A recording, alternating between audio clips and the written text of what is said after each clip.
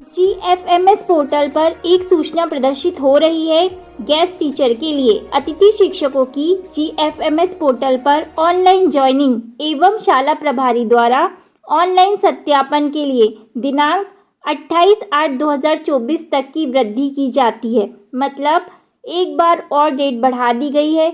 ये आदेश अनुसार आयुक्त लोक शिक्षण संचालनालय मध्य प्रदेश के द्वारा ये सूचना प्रदर्शित की जा रही है।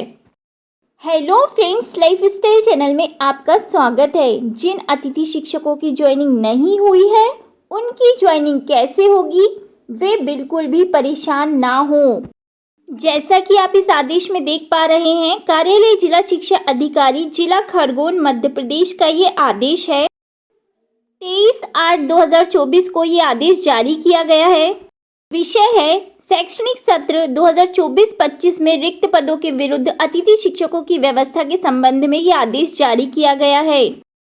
जिन अतिथि शिक्षकों की ज्वाइनिंग नहीं हो पाई है, जिन भी कारणों से, उन लोगों के लिए ये आदेश बहुत ही महत्वपूर्ण है और इस आदेश के माध्यम से अतिथि शिक्षकों की ज्वाइनिंग की जो समस्या है वो भी हल हो जाएगी। तो इसलिए ये आदेश हमारे लिए बहुत महत्वपूर्ण है।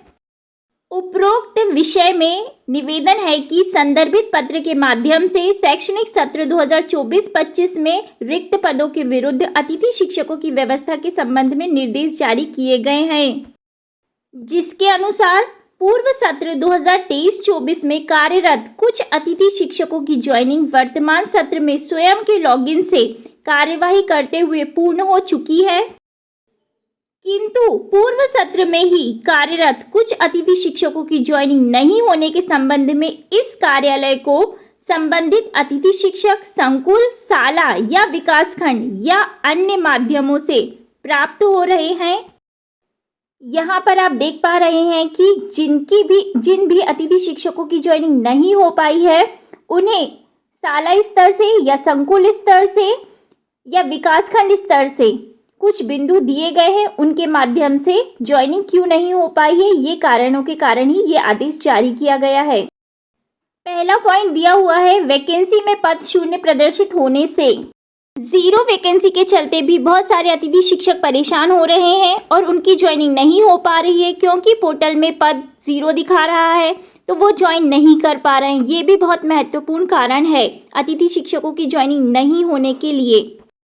नंबर 2 है वैकेंसी में पद प्रदर्शित होने के उपरांत भी ज्वाइनिंग नहीं होने से। वैकेंसी तो पोर्टल पर प्रदर्शित हो रही है, उसके उपरांत भी अतिथि शिक्षक ज्वाइन नहीं कर पा रहे हैं।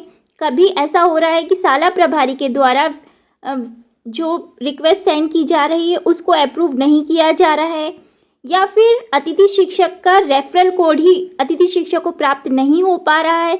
इस कारण से भी वैकेंसी दिखने के बाद भी, पोर्टल पर प्रदर्शित होने के बाद भी अतिथि शिक्षक की ज्वाइनिंग नहीं हो पा रही है।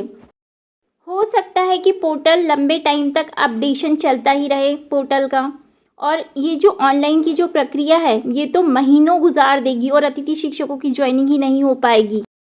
नंबर 3 है विगत सत्र में तैयार पैनल में स्कोर कार्ड मेरिट के आधार पर वर्तमान सत्र हेतु ज्वाइनिंग की अनुमति नहीं होने से।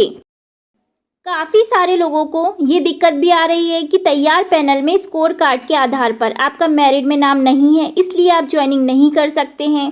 तो ये वाली भी समस्या के कारण भी काफ़ी सारे अतिथि शिक्षक ज्वाइन नहीं कर पा रहे हैं। नंबर 4 उच्च पद प्रभार प्राप्त कर ज्वाइन करने के उपरांत भी पद रिक्त प्रदर्शित हो रहा है। जब उच्च पद प्रभार वाला टीचर स्कूल में ज्वाइन कर चुका है और पोर्टल को अपडेट नहीं किया गया है अच्छे से, उसके बाद भी पोर्टल पर पद रिक्त दिखा रहा है और अतिथि शिक्षक परेशान हो रहा है कि भाई हमारे स्कूल में तो पद रिक्त है, वहाँ पे वैकेंसी दिखा रही है, उसके बाद भी हमारी ज्वाइनिंग नहीं हो रही। परंतु उस बेचारे को क्या पता कि वहाँ पे उच्च पद प्रभार वाला टीचर ज्वाइनिंग ले लिया है, इसीलिए आपकी ज्वाइनिंग नहीं हो पा रही है, फिर भी पोर्टल पर पद रिक्त दिखा रहा है। तो ये वाली जो समस्या है ये भी काफ़ी सारे अतिथि शिक्षकों के सामने आ रही है। नंबर 5 विगत सत्र का रिजल्ट 30% से कम होने का मैसेज प्रदर्शित होने से। कुछ अतिथि शिक्षकों का रिजल्ट 30% से अधिक होने के बावजूद भी उनकी ज्वाइनिंग नहीं हो पा रही है, क्योंकि उनके इसमें मैसेज आ रहा है कि आपका रिजल्ट विगत सत्र में 30% से कम था, उसके बाद आपकी ज्वाइनिंग नहीं हो पा रही। परंतु उनका रिजल्ट तो अच्छा था। जिन अतिथि शिक्षकों का रिजल्ट 30% से कम है, ये तो उनके लिए है, आदेश दिया गया है कि 30% से कम वाले अतिथि शिक्षक की ज्वाइनिंग ना की जाए। परंतु जिनका रिजल्ट अधिक है उनकी तो ज्वाइनिंग हो जानी चाहिए ना।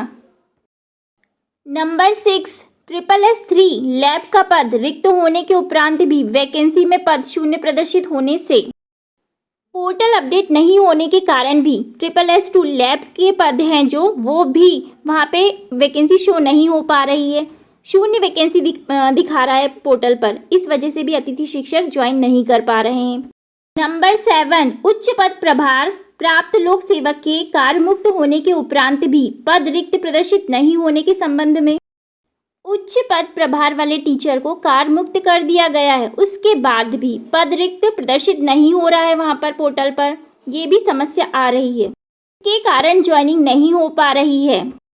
नंबर 8, शॉर्ट टर्म वैकेंसी की रिक्वेस्ट नहीं डालने से शॉर्ट टर्म वैकेंसी की रिक्वेस्ट नहीं डालने के कारण भी कई सारे अतिथि शिक्षकों की ज्वाइनिंग नहीं हो पा रही है। उक्त के संबंध में महोदय से निवेदन है कि उपरोक्त कारणों का उचित निराकरण करने का कष्ट करें, ताकि अतिथि शिक्षकों की ज्वाइनिंग रिक्त पद पर हो सके एवं शैक्षणिक व्यवस्था सुचारू रूप से बनी रहे।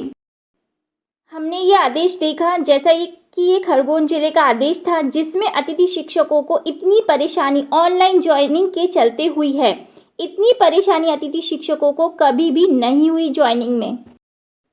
ज्वाइनिंग की प्रक्रिया में ऑनलाइन ज्वाइनिंग की प्रक्रिया में अतिथि शिक्षक का कार्य 50% होता है, क्योंकि वह रिक्वेस्ट सेंड करता है शाला प्रभारी को। जब अतिथि शिक्षक शाला प्रभारी को ऑनलाइन ज्वाइनिंग की रिक्वेस्ट सेंड करता है तो उसकी रिक्वेस्ट को शाला प्रभारी के द्वारा अप्रूव किया जाता है, और कई बार प्रभारी ज्वाइनिंग रिक्वेस्ट को रिजेक्ट कर देते हैं। इस वजह से भी अतिथि शिक्षक की ज्वाइनिंग नहीं हो पाती है, और अतिथि शिक्षक बेचारा परेशान होता रहता है कि मेरी ज्वाइनिंग रिक्वेस्ट अभी तक अप्रूव नहीं हो पाई है।